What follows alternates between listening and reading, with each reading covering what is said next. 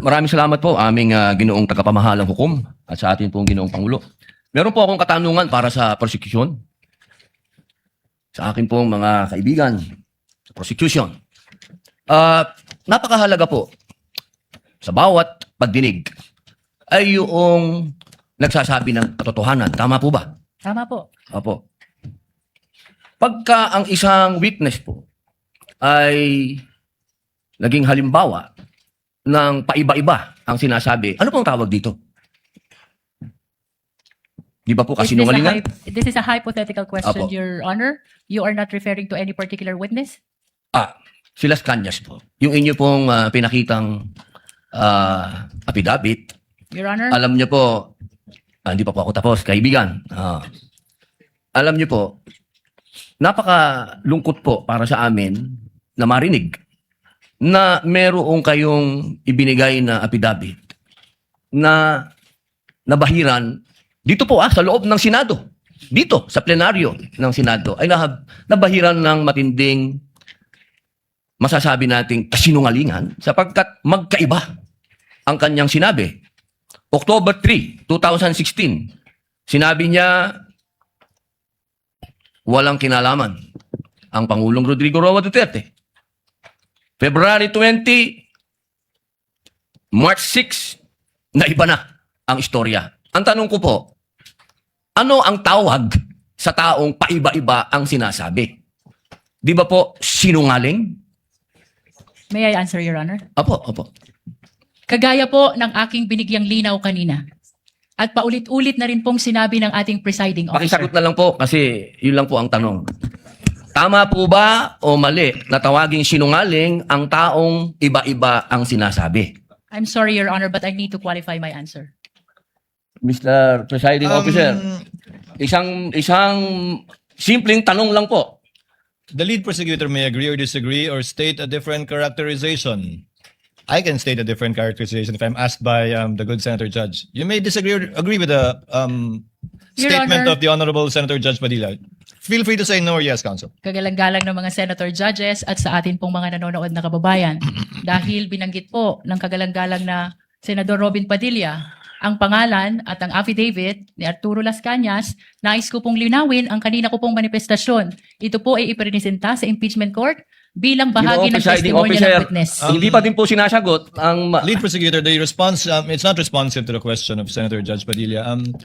Allow me to, if the good Senator Judge will allow the presiding officer, pwede ba nating sabihin, lead prosecutor, na ang testigong pabago-bago ang kanyang testimonya sa magkakaibang petsa o araw o panahon ay isang testigong hindi maaasahan. Without particular reference to Arturo Las Sa Cañas, pangkalahatan, I agree with you, Honorable Presiding Officer. Posible nagsisinungaling siya sa isa, nagsasabi ng totoo sa isa, o nagsisinungaling sa isa, nagsasabi ng totoo sa isa, hindi na natin malalaman yun. Tama po ba yun? Without particular reference to Arturo Las Cañas, I agree with you, Honorable Presiding Officer. Thank you. Maraming salamat po, aming ginoong You may proceed, tagapamahalang Senator hukom. Judge Padilla. Opo. Kasi po, katulad po ng sinabi ng aming Senator Judge, 10,000 hours, Pampilo Lacson, napakaliwanag po ng sinabi niya. At kami din po dito, ako po mismo ay gumawa din ng panukala na dapat yung mga nagsisinungaling dito, yung mga paiba-iba ng testimony na nagiging aming mga witness, ay dagdagan dapat ang sintensya ng perjury. Kailangan amendahan ang batas na yan. Ngayon, bilang pakiusap po sa inyo, sa prosecution, pwede po ba na sana ay maiwasan natin ang pagbibigay ng witness na may kasong perjury? Hindi na po ito si Las Cañas. Ang sinasabi ko po ay yung dalawang mahal nating witness, si Attorney Jeremy Lotok at si NBI Agent Kalilong, na sa mga oras na ito ay may kasong hinaharap na perjury. Pwede po bang iwasan natin na may mga ganito tayong witness para ang nasasakdal po kasi dito ay ibinoto ng 32 million na tao. Sana po, aming mga mahal na kaibigan sa prosecution, ay isipin nating mabuti bago po tayo magbigay ng mga witness na may perjury na kaso o nagkaroon po kami ng dahilan na gumawa ng amenda na itong perjury ay amendahan. Pwede po ba yon? Your Honor, With all due respect, I would like to take exception to the question and manifestation of the Honorable Senator Judge Robin Padilla. First of all, we were able to verify already that there are no cases pending against the prosecution witnesses. In addition, Your Honor, and only to respond to the concern of the Honorable Senator Judge Padilla, ang conviction po ay hindi ground for disqualification unless it is final and unless it is punishable by more than 1 year and that the crime constitutes moral turpitude. Alam niyo po, napakaganda po ng inyong sagot. Sana hindi one-sided ang ating persecution. Ano? Kasi, alam niyo, pag kayo ang pagpabor sa inyo, alam niyo, bawal po ang Kindly- ginagawa. kindly maintain Presiding order officer, within the bawal po court. ang ginagawa nitong nasa harap natin, nagkukomento. Kindly maintain order in the court. The Sergeant at Arms, by authority of the Senate President, is directed to kindly maintain. Hindi po Order in the sila court. allowed. Mag-ingay. Korte po ito. Thank you. You may proceed, Senator Judge. Who was speaking? Ako po. You may proceed, Senator Judge. I was Padilla. interrupted. With due apologies. So, ibig niyo pong sabihin, yung mga senator judges dito ngayon na humaharap sa kaso, na hindi po pinapayagan ng ombudsman at hindi pa rin sila guilty, ano pong ibig niyo sabihin? Your Honor, with all due respect, ang question niyo po kanina ay kaugnay ng pagtistigo. Testigo nga, Referring to judges the nga yung witnesses of sinasabi the prosecution, Your Honor. Ang usapan po ay yung guilty or not guilty. Okay? So, tatanong na po ako ng bago. Pwede po ba? May I be clarified, Your Honor, on your last question about the senator you said are facing cases? Lead counsel, I think that was Alam more niyo po, malinaw na po yung sinabi ko and wala po kayong karapatan magtanong Hindi, sa Senator Judge. diliwanagin nga po. I think Senator Judge Padilla was making a manifestation and not posing a question to the lead prosecutor in relation to our two colleagues. You may proceed, Senator Judge Padilla. Maraming salamat po, ginoong tagapamahalang hukom. Pwede na po ba tayong mag-advance ng katanungan?